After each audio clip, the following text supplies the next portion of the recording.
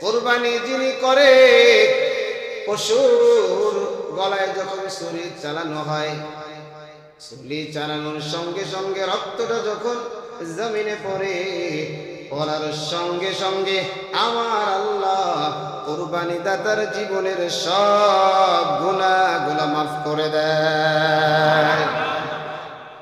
শুধু গুনাহ মাফ করেই শেষ করে না, নবী আমার জানায় দেয় বিকুল্লি কতরাতিন হাসানা, রক্তের প্রতিটি ফোঁটার বিনিময় এক একটা করে আমল নেক আমল নামায় জমা হয়ে যায়। ওরে যুবক ভাই, শুধু এতটুকু ফজিলত না, নবী আমার জানায় দেয় ফুলসিরাত পানি দিতে কারো কারো যানবাহন করার প্রয়োজন হবে। কেউ তো বিজলি আকারে কিয়ামতের ময়দানে ফুলসিরাত পাড়ি দিবে, কেউ তো আবার হেঁটে হেঁটে পাড়ি দিবে, কেউ তো আবার সাওয়ারির উপরে পাড়ি দিবে। নবী আমার জানায় দেয় তোমরা মোটা তাজা পশু কুরবানি করো, কেননা এটি ফুলসিরাতে তোমাদের বাহন হয়ে যাবে। সুবহানাল্লাহ, আল্লাহু আকবার। শুধু তাই না, কিয়ামতের কঠিন ময়দানে বিভিন্ন দিক দিয়া জাহান্নামের শাস্তি আসতে আরম্ভ করবে। নবী আমার জানায় দেয় যেই পশুটা আল্লাহর রাস্তায় কুরবানি করলা, এই পশুটা লাহু হিজাবাম মিনান নার, তোমার আর ওই জাহান্নামের আগুনের মধ্যে পার্টিশন হয়ে যাবে। সুবহানাল্লাহ, মানে ঢাল হয়ে যাবে, আমাকে হেফাজত করবে। এরপরে আসেন গরু জবাই দিলাম আমি,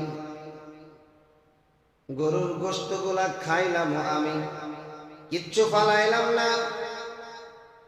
যেটা ফেলানো হয় সেটা হলো রক্ত আর হলো গোবর।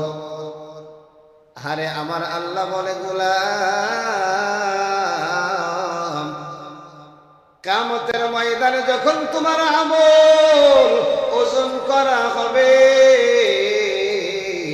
তোমার গরুর যেইটা তুমি পশু কুরবানি করেছিলা, যেই ছাগল তুমি কুরবানি করেছিলা, তার ওই গোবর এবং তার ওই রক্ত, এটাও তোমার আমলের পাল্লা মিজানের পাল্লায় দিয়া তোমার মিজানের পাল্লাটা ভারী করে দেওয়া হবে।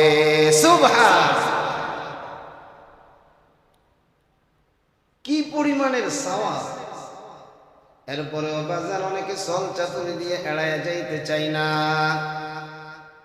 আল্লাহর বিধান এড়ায় যাওয়ার কোনো সুযোগ নাই। আপনি আজকে করবেন, আল্লাহ পাক আগামীতে করার সুযোগ করে দিবে। ইচ্ছা করে আজকে আপনি আমল করবেন না, আপনার দ্বারা কোনোদিন আরো সম্ভব হবে না। এবার একটা প্রশ্ন হুজুর, এবার আপনাকে জানতে চাই, সন্তানের তো 7 দিন বয়সে আকিকা করি নাই, 14 দিন বয়সে আকিকা করি নাই, 21 দিন বয়সেও আকিকা করি নাই। আপনি বলেছিলেন আকিকা করতে পারি নাই, টাকা ছিল না। কুরবানির সাথে একটা গরু কিনেছি, ছেলের জন্য কি 2টা অংশ, মেয়ের জন্য কি 1 অংশ আকিকা দিতে পারবো কিনা? প্রশ্ন আছে কি আছে না? অভাব নাই, স্পষ্ট কথা। কুরবানির সাথে আকিকার অংশ নিতে পারবেন, কোনো সমস্যা নাই। নির্দ্বিধায় বিলা তাকাল্লুফে কুরবানির সাথে আকিকা দিতে পারবেন। জোরে জোরে কোন সুবহানাল্লাহ। এছাড়া যে যা কইবে তারা কইতে দেন, জনমের কথা কইতে দেন। ফতোয়ার কিতাবে আসছে, রাদ্দুল মুখতার সহ একাধিক ফতোয়ার কিতাবে আসছে, কোনো সমস্যা নাই, কুরবানির সাথে আকিকা দেওয়া যাবে। কারণ আকিকার যেই মাসআলা, কুরবানিরও প্রায় সেম মাসআলা। কুরবানির উদ্দেশ্য কি? উদ্দেশ্য আল্লাহ আবার জানায় দেয়, কুল ইন্না সলাতি ওয়া নুসুকি ওয়া মাহইয়ায়া ওয়া মামাতি লিল্লাহি রাব্বিল আলামিন।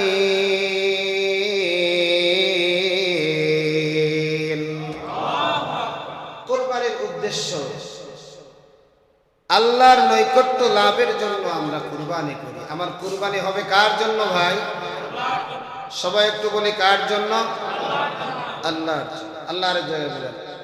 লা ইয়ানালাল্লাহু লুহুমুহা ওয়ালা দিমাউহা ওয়ালাকিন ইয়ানালুহুত তাকওয়া মিনকুম।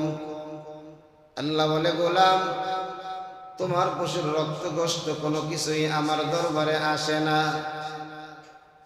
সব কিছু তোমার সামনে তুমি খাও, অপ্রয়োজনীয়টা ফেলায় দাও। আমি আল্লাহ শুধু দেখি ওয়ালাকিন ইয়ানালুহুত তাকওয়া। তোমার দেহের ভিতরে যে কলবটা আছে, কলবের মধ্যে আমি তাকাইয়া দেখি তোমার কলবে তাকওয়া আছে। আমি আল্লাহর ভয়, আমি আল্লাহকে রাজি খুশি করার জন্য কুরবানি করো, নাকি লৌকিকতার জন্য করো, নাকি গোশত খাওয়ার জন্য করো, সব আমি দেখি। যার তাকওয়া যত বেশি, তার আমল নামায় নেকিও হবে তত বেশি। সুবহানাল্লাহ।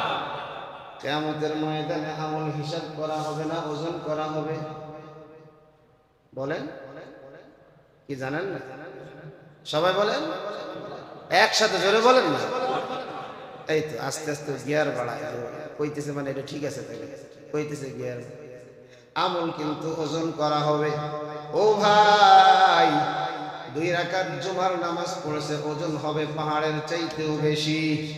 আবার 24 ঘন্টা যত রাকাত নামাজ পড়েছে, শস্য দানা পরিমাণ ওজন হবে না।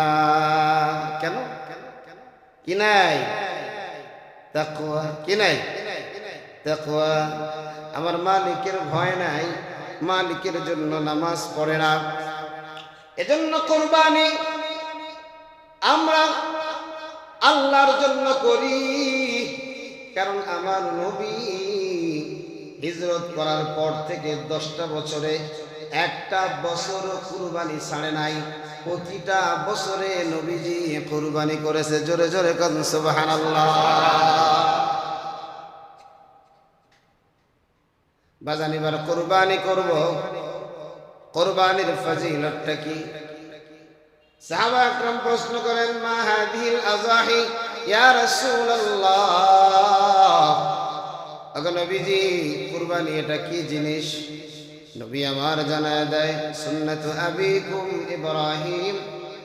এটা তোমাদের জাতির পিতা ইব্রাহিমের আদর্শ, ইব্রাহিমের সুন্নাত।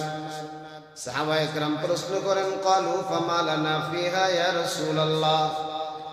এই যে আমরা যে কুরবানি করব, এই কুরবানি করার মধ্যে আমাদের কি লাভ, আমাদের কি ফায়দা? নবী আমার জানাইয়া দেন, ক্বালা বিকুল্লি শারাতিন হাসান। ও সাহাবীরা শোনো, প্রতিটা ফসলের বিনিময় এক একটা করে নেকি আমার আল্লাহ দান করে দিবেন। সাহাবা একরাম এবার প্রশ্ন করে, ক্বালু ফাসসুফু ইয়া রাসূলুল্লাহ। ক্বালা বিকুল্লি শারাতিন মিনাস সুফি হাসান। নবী গো, ভেড়ার ভিতরে তো অনেক পরিমাণের ফসল। আল্লাহর নবী বলেন, যত ফসল হোক, প্রতিটা ফসলের বিনিময় এক একটা করে নেকি আমল নামায় জমা হয়ে যাবে।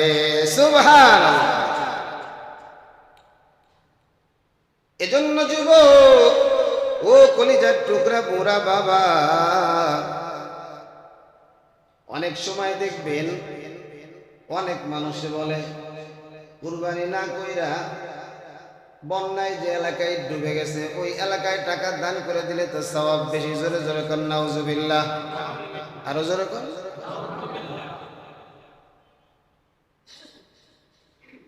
আরো কত ফতোয়া দেয় না।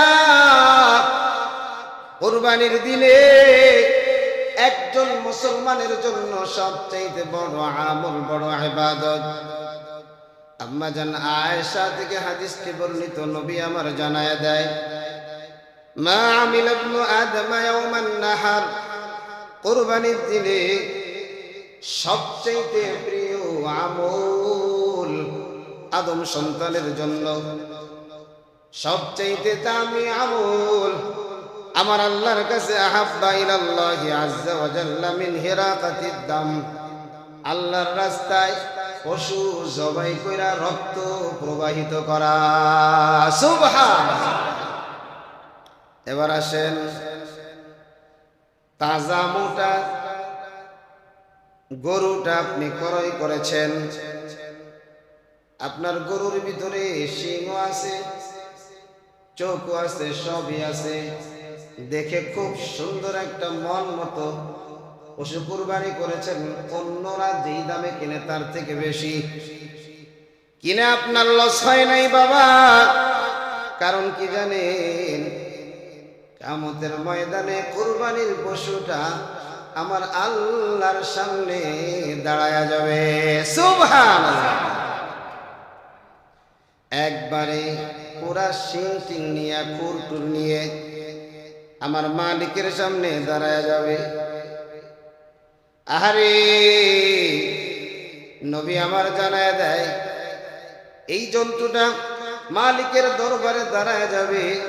সুতরাং তোমরা আনন্দ সহকারে কুরবানির সুন্দর পশু আল্লাহর রাস্তায় কুরবানি করো। জোরে জোরে কোন সুবহানাল্লাহ। পশু আমরা জবাই দেই, জবাই দিলে পশুর গলা দিয়ে কি বেরোয়? কথা কয় না কেন? জোরে কোন।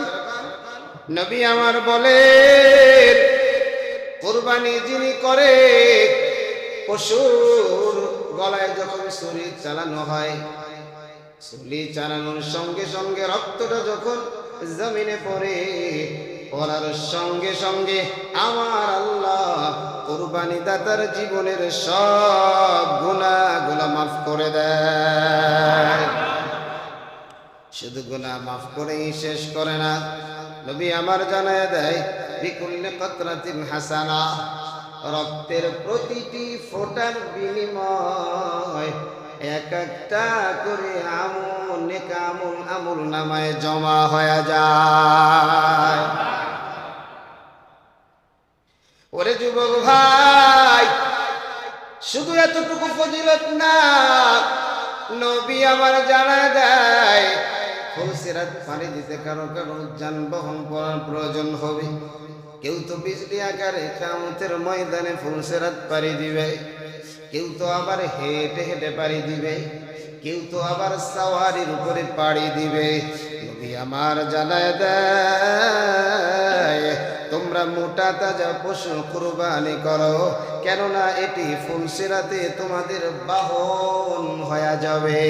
সুবহানাল্লাহ, আল্লাহু আকবার। শুধু তাই না, কিয়ামতের কঠিন ময়দানে বিভিন্ন দিক দিয়া জাহান্নামের শাস্তি আসতে আরম্ভ করবে। নবী আমার জানায় দেয়, যেই পশুটা আল্লাহর রাস্তায় কুরবানি করলা, এই পশুটা লাহু হিজাবাম মিনান নার, তোমার আর ওই জাহান্নামের আগুনের মধ্যে পার্টিশন হয়ে যাবে। সুবহানাল্লাহ, মানে ঢাল হয়ে যাবে, আমাকে হেফাজত করবে। এরপরে আসেন, গরু জবাই দিলাম আমি, গরুর গোশতগুলা খাইলাম আমি, কিচ্ছু ফালাইলাম না। যেটা ফেলানো হয় সেটা হলো রক্ত আর হলো গোবর। আরে আমার আল্লাহ বলে, গোলাম, কিয়ামতের ময়দানে যখন তোমার আমল ওজন করা হবে, তোমার গরুর যেইটা তুমি পশু কুরবানি করেছিলা, যেই ছাগল তুমি কুরবানি করেছিলা, তার ওই গোবর এবং তার ওই রক্ত, এটাও তোমার আমলের পাল্লা, মিজানের পাল্লায় দিয়া তোমার মিজানের পাল্লাটা ভারী করে দেওয়া হবে। সুবহানাল্লাহ। পরিমাণের সওয়াব। এরপরেও বাজার অনেকে চল চাতুরি দিয়ে এড়ায় যাইতে চাই না। আল্লাহর বিধান এড়ায় যাওয়ার কোনো সুযোগ নাই। আপনি আজকে করবেন, আল্লাহ পাক আগামীতে করার সুযোগ করে দিবে। ইচ্ছা করে আজকে আপনি আমল করবেন না, আপনার দ্বারা কোনোদিন আরো সম্ভব হবে না। এবার একটা প্রশ্ন হুজুর, এবার আপনাকে জানতে চাই, সন্তানের তো 7 দিন বয়সে আকিকা করি নাই, 14 দিন বয়সে আকিকা করি নাই, 21 দিন বয়সেও আকিকা করি নাই। আপনি বলেছিলেন আকিকা করতে পারি নাই, টাকা ছিল না। কুরবানির সাথে একটা গরু কিনেছি। ছেলের জন্য কি 2টা অংশ, মেয়ের জন্য কি 1 অংশ আকিকা দিতে পারবো কিনা? প্রশ্ন আছে কি আছে না? অভাব নাই, স্পষ্ট কথা। কুরবানির সাথে আকিকার অংশ নিতে পারবেন, কোনো সমস্যা নাই। নির্দ্বিধায় বিলা তাকাল্লুফে কুরবানির সাথে আকিকা দিতে পারবেন। জোরে জোরে কোন সুবহানাল্লাহ। এছাড়া যে যা কইবে তারা কইতে দেন, জনমের কথা কইতে দেন। ফতোয়ার কিতাবে আসছে,